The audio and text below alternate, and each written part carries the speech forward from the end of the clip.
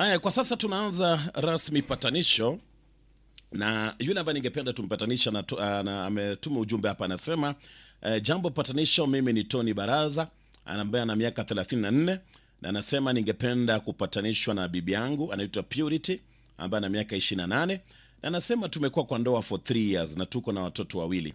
Nilikosana na bibi yangu mwezi mmoja umeisha, so tunaishi tu pamoja lakini hakuna amani kwa nyumba, na akanipatia namba. Okay. Haya Tony, tunakupigia simu sasa hivi. Ningeomba uweze kushika simu yangu ili tusikie masaibu yako na tuone vile tunakusaidia. Thank you. Hapa patanisho. Lengo la patanisho ni kuleta wawili waliokosana waweze kusikizana na waweze kuelewana. Kwa hivyo naomba bwana Tony uweze kuzungumza tuone vile tunasaidia kesi yako.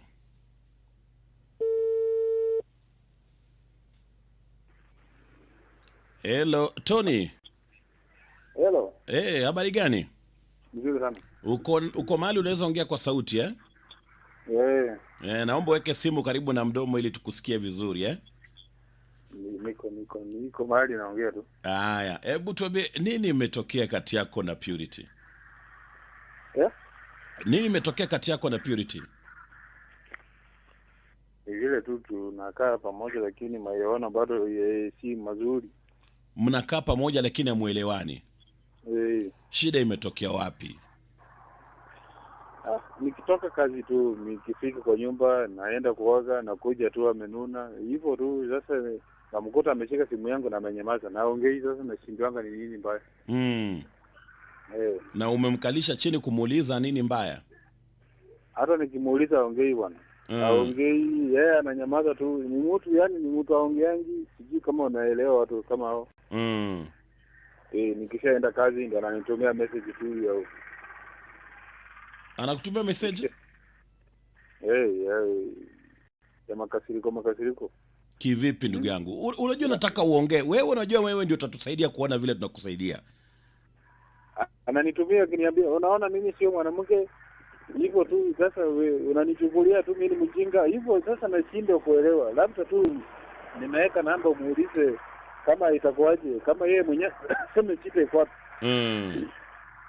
Sababu hiyo nyumba kukaa, yani natoka kwa kazi niko na stress kufika kwa nyumba yenyewe, sasa tena nyumba inakuwa kama kituo cha polisi bwana. Unashindwa na kaje? Okay. Kaa kwa nyumba unachikunja tu, sasa ni kama yani unashinda haikaliki. Haikaliki hivyo sasa. Okay, labda nikuulize, kuna vile labda amegundua kwamba uenda uko na mpango wa kando? Sijajua na mimi sina hiyo maneno. Ndugu yangu, sema tu kweli, kwa sababu unajua wanawake wanajua mambo yao. Labda ameshachunguza, labda ameingia kwa simu yako akaona huo unaongea na mwanamke mwingine. Hakuna, mimi simu yangu nakuja kama nimeweka hapo na ina password. Na hakuna mwanamke mwingine ambaye anaongea na wewe? Hakuna. Hakuna hata mwanamke ambaye wewe umejaribu labda hata kumtongoza hivi? Ndio labda yeye mwenyewe aseme, ndio nisikize nijulie hapa iko vipi, lakini mimi haya. Na mahitaji ya nyumbani unashughulikia kabisa? Nikikuja jioni lazima nikuje na kitu nimebeba. Unakuja na chakula? Haya, na yeye mwenyewe unashughulikia mahitaji yake? Labda anahitaji pesa ya salon ama ya nguo? Ndio. Ndugu yangu, uko sure? Hata yeye mwenyewe ni alifika mahali akasema hataki kunyoa. Sasa si akasema anataka hataki kuweka hiyo manywele mapisi. Yeye ndiye alikwambia hataki kuweka nywele, anataka kunyoa. Kwa hivyo yuko na short hair, wanaita short hair. Ndio hiyo sasa. Hataki hiyo manywele sababu sasa sijui ni kwa nini. Lakini aliamua hivyo. Sasa ukisema kwa mambo ya nywele, hiyo pesa hiyo tukaramigangi kushuka. Tunajaribu tu kuangalia uenda labda shida inatokea wapi, lakini kwa vile unasema umekuwa kushughulika hayo mambo yote, wacha tumpigie tusikie anasemaje na tuone kama mtaweza kuanza kupatana vizuri Sawa. Kwa hivyo usikate simu, na sijui kama uko kwa barabara ama mambo iko vipi. Kuna kelele ambayo inatokea mahali huko. Ni kazi nimefungulia kazi yangu tu. Naomba ufunge kidogo tu ili tumpigie mke wako, kusiwe na kelele, alafu utaendelea baadaye. Sawa? Nikate au? Usikate simu. Naomba uende mahali hakuna kelele, kwa sababu kuna kelele sana hapo kando. Sawa sawa. Ama uzime, kama ni mashine uzime kwanza, tumalize alafu ndio ufungue tena. Sawa. Haya, usikate simu lakini Haya, sawa. Haya, tunatafuta mke wako baada ya dakika 2 hivi. Hello, naongea na Purity. Habari ya leo? Nzuri. Mimi naitwa Gidi. Nakupigia kutoka Radio Jambo. Si unajua Radio Jambo? Najua. Sasa kuna mzee wako ametutumia SMS hapa. Akituambia kuna vile amuelewani hapo nyumbani. Kwa hivyo anasema angependa kujua shida inatokea wapi ili aweze kurekebisha. Kwa sababu anasema yeye anakupenda, lakini of late umekuwa ukinunanuna, hata muongeleshi, unamtumia messages, haielewi shida inatokea wapi.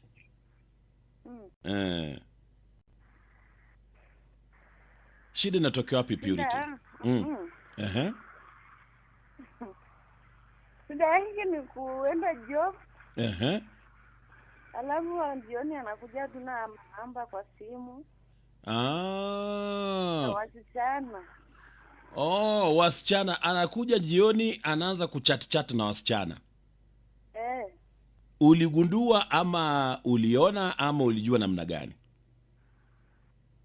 Niliona namba kwa simu, sasa nikimuuliza.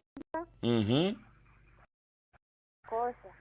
Ukimuuliza anakuwekea ni kama makosa, umefanya makosa kuingia kwa simu yake. Na hii ilikuwa ni mara ngapi? Ni moja tu ama kuna wengi? Si mara moja, ni kama mara 2 hivi. Karibu mara 2 na ulimwambia ni shida ni hao wasichana ambao unachat nao? Nilimwambia shida ni hizo manamba tu, hakuna shida nyingine. Akasema namna gani? Hakunijibu, but hizo namba mimi nilifuta, pia akakasirika. Sasa tunaishi hivyo hivyo. Na hizi namba uliweza kujua ni akina nani, ya wasichana wagani hawa? Najua tu majina lakini siwajui. Hebu niambie wanaitwa nani? Mmoja anaitwa nani? Mmoja anaitwa Grace. Anaitwa? Mmoja anaitwa Grace. Joyce, Alafu mwingine? Mwingine ni Grace. Grace. Joyce na Grace, hao ndio wamekuwa wakiuletea shida kwa hii ndoa yako, Na labda kuna wengine hata zaidi.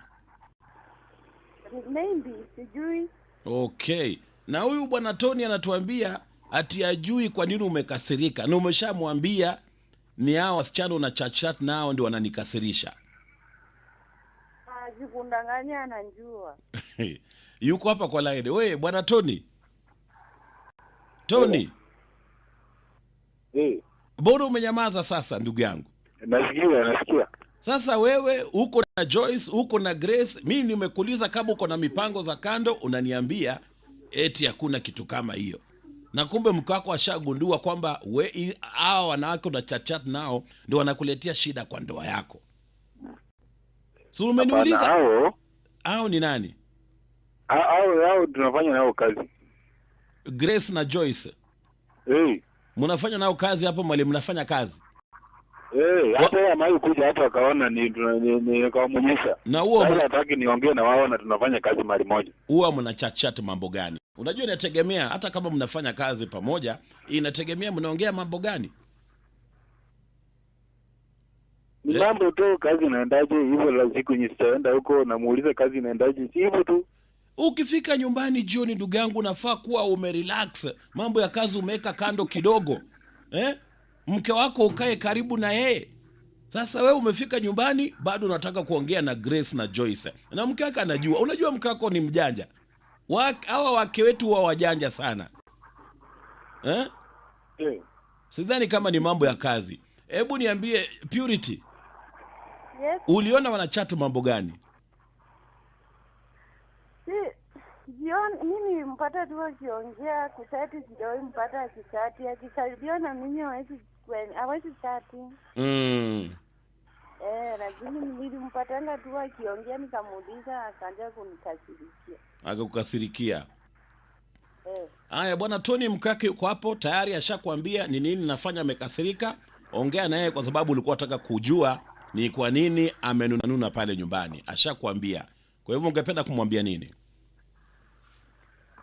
Mimi hata nilimwambia hiyo kazi kama ni hao wanafanya.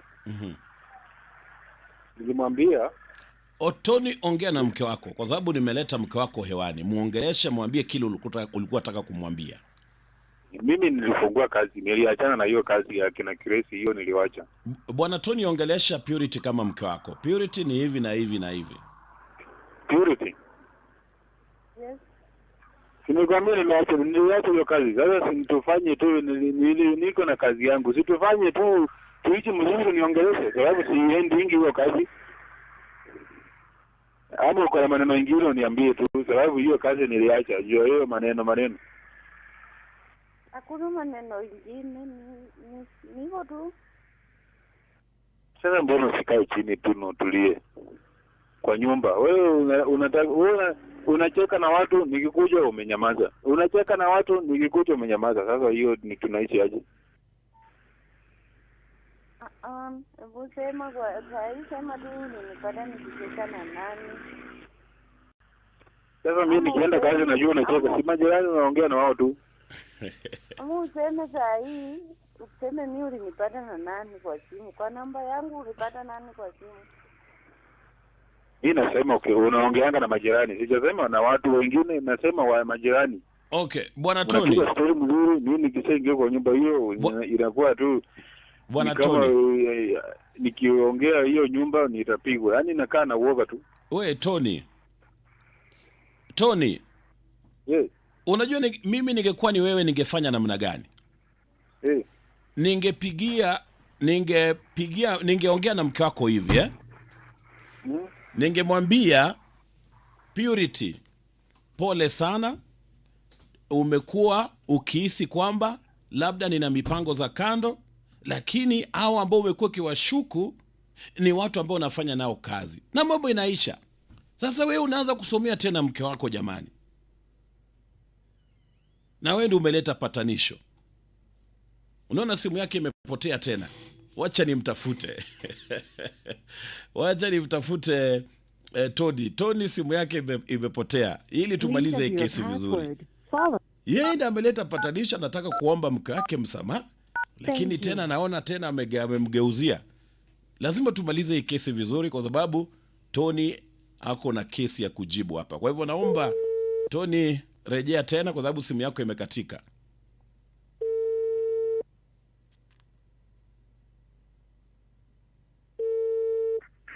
Hello? Tony, simu yako inakatika? Ni simu imekatika yenyewe tu. Nilikuwa nakuambia hivi ndugu yangu Badala ya kuleta mambo mengi, ambia tu mke wako kwamba tayari umejua kile ambacho umefanya kinuna, lakini mueleze hayo mambo umemaliza, muombe msamaha, na baada hapa muanze kuongea.